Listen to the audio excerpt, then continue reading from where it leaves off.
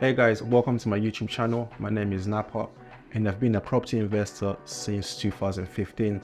On this video here, I'll share with you the true breakdown cost on how much it will cost you to start your rent-to-rent business. So let's go.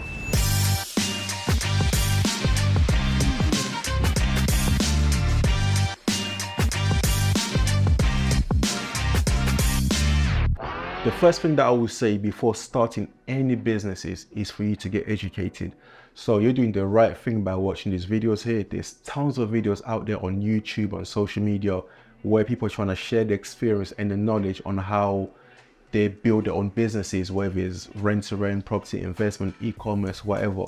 But the key thing is for you to be educated. But you also got to understand there's a limitation on all these free contents where you're seeing all over the place. But I always say the best way of you getting educated is always to get a mentor, because a mentor will show you the step-by-step process of what they've taken and all the pitfalls that they witness along the way in order for you to escape that. So in order for you to get a mentor to attend a training course, in this property industry here, it varies from 500 to 10,000 pounds. So it really depends on, on your own finances, on your own skills, your level of knowledge, where you're at, and the type of help that you need. The next thing that you need to do is register your company. So you can do that through the government website, Companies House. There's other websites out there that you can register your company. So you're looking between anything from 12 to 16 pound and even more. But one of the tips that I would say, once you're registering your company, just make sure you don't use your home address. Make sure you get a virtual address so you kind of have that privacy within your company, because if you use your home or your personal address, when people search up your company, that can also come up, so you don't want to do that. Another thing as well, if you're not too sure on what to do and how to register it, how to share the shareholding, stuff like that, I always advise people, but obviously it's not an advice, it's just a guide. I would say is for you to use an accountant. I always use an accountant for every company that I'm creating, just in case I don't want to make any errors. There could be some technical terms that I don't understand, and then I want to let the professional do what they're designed to do. So the key thing I would say, get educated, register your company. You're looking between 12 to 16, plus in terms of the money that you need to pay. But if you're going to use an accountant, obviously it'll cost you a lot of money because you're also utilizing their time and knowledge. And then make sure you get a virtual address. For my virtual address, I pay about £120 a year. So that works about £10 a month. So that was one thing that you guys want to get yourself onto. The next step is to get a bank account.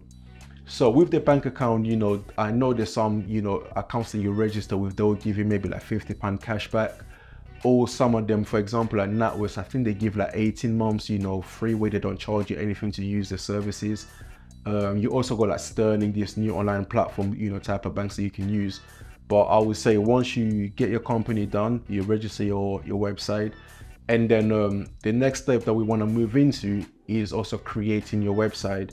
So creating your website, you can go on places like GoDaddy, like Squarespace. Once you get your domain, and then that can cost you anything from £3 to £10, £11. It depends on how much it is and what's the supply of it on the market as well. So once you get your domain, and then you can create your website.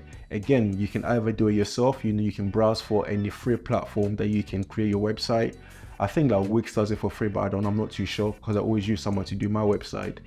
Or you can find a web designer that can also do your website. Again, that will cost you money, and then the scope of money can also vary by whoever you're employing to do your work. And then the next thing is for you to get your logo. With your logo, you can do it for free. You can use Canva to create your logo, or you can go on Fiverr, employ someone for like £5. It depends, how much they're charging in order for them to also create your logo.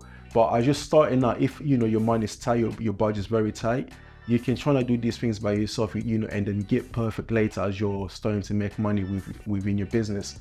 And then now we need to move on to the compliance aspect of your business. So you've got your ICO.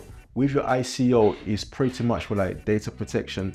With that one, you're looking around £40 in order for you to, get ICO for your company, and for the year, I think it's about £40. For your redress scheme, I use the PRS. I think they're quite easy to get on with, they're quite friendly with this business here, but you got your other bodies too.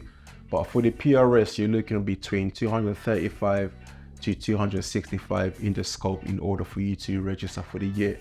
And then for your insurance, for your public liability and your professional indemnity insurance, again, you're looking at anything between £300 to £400, depending on the type of package that you do take and the level of cover that you also do get. RNLA, again, this one here is not really mandatory to get, but I always say it's good to have it because, you know, it gives you that platform where landlords are. You can go and ask questions. You can download forms. If there's any regulation changes, they'll update you, which I think is great, especially during the pandemic. You know, they were very helpful by running webinars on how we can work with the tenants. You know, people not paying money, all this like stuff that went through. I think there'll be a good one to also join. So you're looking at about £85 for the year to join the RNLA. Finally, if I want to give you guys a cost breakdown on how much you know, the cost you need to be looking in for. Again, I can't say you need to pay this because I don't know, you know, what area you're at, the type of deals you're looking for.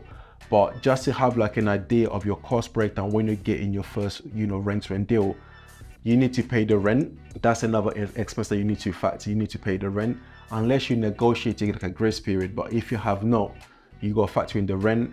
You got to factor in the deposit. You know, you're looking at about 5 weeks deposit to pay. And then also we are not exempt on the tenant fee ban. So some agencies, if you're working with agencies, they could charge you agent fees. But if you're going direct to landlord, they might not charge you for that. And you also got to consider, does the property need updating, uplifting, you know, any refurbishment that you need to do, maybe paint it up, new flooring, etc., new doors, stuff like that. So you also need to factor in how much it will cost you to bring that property into life in order for you to attract the clientele that you're after. And then also furnitures.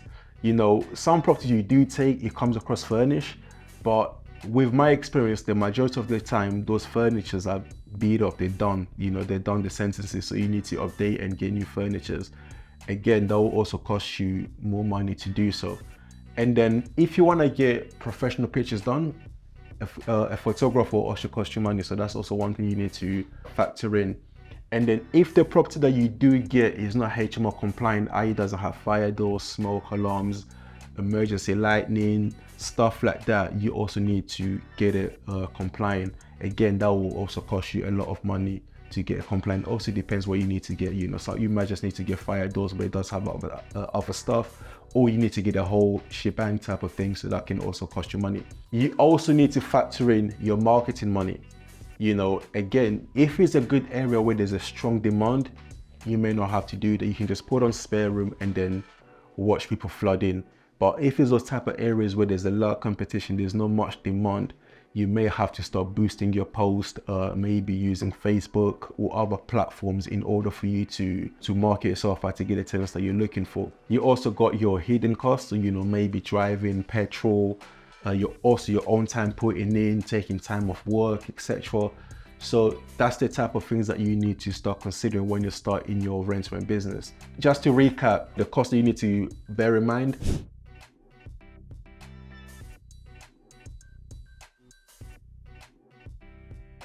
So guys, thank you for watching this video here. If you've got any question regarding the topic that we just discussed, make sure you leave the comment below and I'll come back to you.